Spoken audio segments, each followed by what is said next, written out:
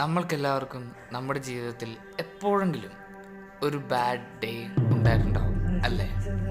ഒരു നശിച്ച ദിവസം.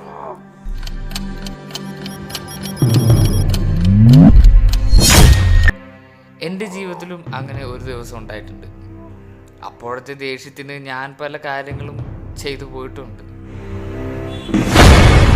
ദേഷ്യം എന്ന് പറയുന്നത് നമുക്ക് ചില സമയത്ത് കൺട്രോൾ ചെയ്യാൻ പറ്റില്ല.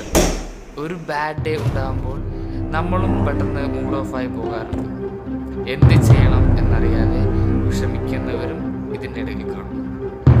ഇങ്ങനെ ഒരു ബാഡ് ഡേ നിങ്ങൾക്കുണ്ടാകുമ്പോൾ എന്ത് ചെയ്യണം എന്ന് നമ്മൾ എല്ലാവരും ചിന്തിക്കും. അങ്ങനെ വരുമ്പോൾ ചെയ്യാൻ ഒരു മാർഗമേ ഉള്ളൂ. അതെന്താണെന്ന് വെച്ചാൽ ആ ദിവസം അങ്ങ് പോട്ടെ എന്ന് വെക്കണം. നമുക്ക് ഇനിയും ദിവസങ്ങൾ ജീവിച്ച് തീർക്കാൻ ഉണ്ട് എന്ന് വിശ്വസിക്കുക. Let it go and hope for the best days